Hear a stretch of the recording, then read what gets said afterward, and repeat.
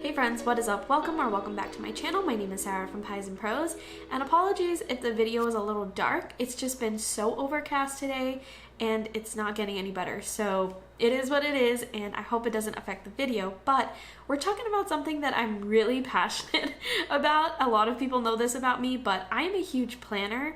I am a huge organizer, and I get a lot of questions about how I do that, how I organize and plan my life. I think it's known around town that I am very busy. I'm always working on a new project. I'm always working on something. Even in my normal life with like my friends and family, they constantly ask me, how do I get it all done? How do I organize myself so that I don't forget anything? I avoid burnout, or I stay organized. All these kinds of questions I get often. So I'm going to be sharing with you today exactly that, just how I do that. Let's get right into it. And I'm also going to be sharing a little bit about this right here, which you might have seen on my Instagram. It is an exclusive monthly postcard that I just released, but I'll tell you more about that in a little bit. Let's get on with the video. So the first thing that I want to cover is what tools I use to organize and plan my life. There's a mix of physical tools and digital tools. I'm sure a lot of people know that I use this, but I do use a bullet journal. This is my physical tool right here. Yeah, I use it quite often.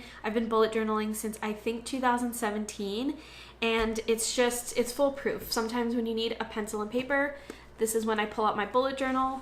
And then I also use digital tools. So I use a digital productivity tool. I use a calendar, a digital calendar. I use a lot of note-taking apps and just a lot of different apps that are useful for different types of things. But if you want to see a video and more explanations on the different programs and tools and apps that I use, I've actually already done a video on this, so I will link it in the cards or I'll link it in the description, or both. But the main digital program that I use alongside my bullet journal is Notion, and I have actually done a full Notion tour video, and I shared everything that is in my Notion, so if you're interested in that, I will also link it in the description. That was a lot of fun to do that video, and I might have to revisit it soon. Now, how do I use my bullet journal and Notion? It's an interesting setup the way that I do it. I organize and coordinate my life based on the size of goals that I have.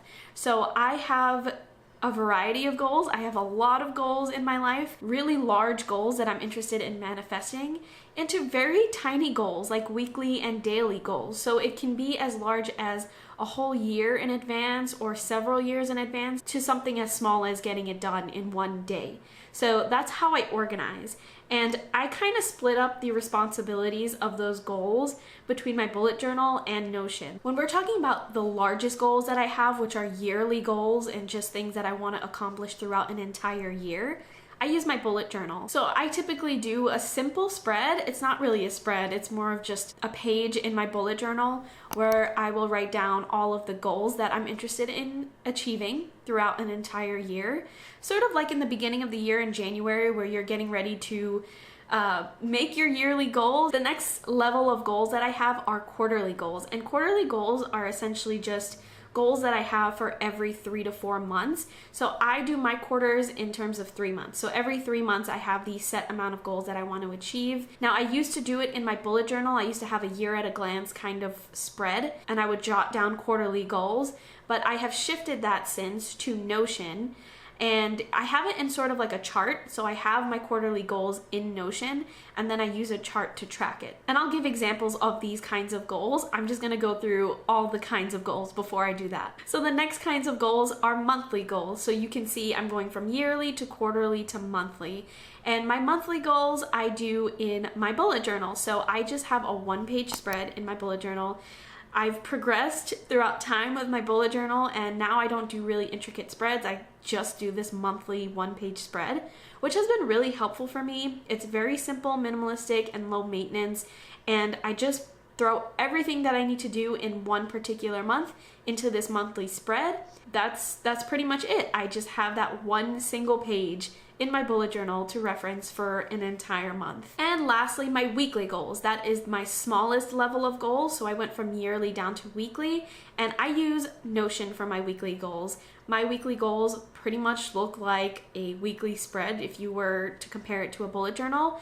And they're just checklists. They're to-do lists for every single day. It's really easy to check those off digitally or rearrange them if I don't end up doing them all in the day that I thought that I was going to do them. It's kind of half and half. Half of the goals that I do are in my bullet journal and half of them are done in Notion, which has been a good pairing so far. I'm really enjoying the combination of using pen and paper and then also using my computer or my phone to organize based on the size of the goal that I'm working with at a given time. Now that I've gone through the different levels and sizes of goals that I have for myself, I'm gonna share how I actually implement them into my life and how often I check in and practically use it. Broad goals, like I said, are the very large goals. So my yearly goals, I write those all out at the beginning of the year. Like I said, it's sort of like my New Year's resolutions kind of thing. And I just write those all out onto a page in my bullet journal to get all of that stuff out there and have it concrete on paper, have it written instead of in my mind,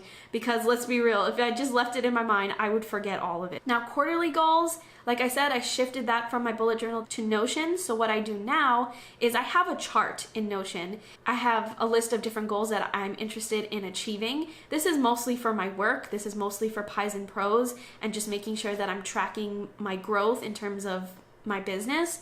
And so I have a chart that has an increasing, a decreasing, or no change, which is also color coded. So I can quickly kind of pop in every few months and do some research, look at all of my social media platforms, and then I can easily plop in, did my Instagram increase, did my YouTube increase, did my Patreon increase? And if it did, that's great. I can continue what I'm doing and I give myself a green color coded increase button on my Notion. Or if it's decrease, it's a red button, and then I just make notes on how to make changes for the next quarter so that I can change that decrease to increase. In terms of my monthly goals, like I said, I do a monthly spread in my bullet journal and I check it once a week. So I usually check it every Monday or every Sunday before the week starts. And I just check in. I just check in to see if the previous week was a successful one.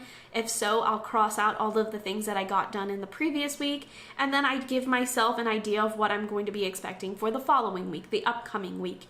And it's just a good check-in to do at the beginning of the week. I just get a gauge based off of this monthly spread. I also have important dates on this monthly spread, so if I had a meeting or an event for any particular week, I can quickly look at this monthly spread and see that I have something upcoming that I have to prepare for. Now my weekly goals. These are my smallest goals and I use them in Notion like I've mentioned, and they're essentially just mini checklists. They're just little to-do lists that I have for every single day of the week. They can be very small. They can be as small as 1 point or they can be as large as 5 points for the entire day. I get these points from my monthly goals. So like I said, when I check every Monday or Sunday for what I have to do in that particular week, I take all of those things from those monthly goals and plop them into tangible things that I can do every single day and just check them off as the week goes. So as you can see, all of my goals sort of interlap with one another.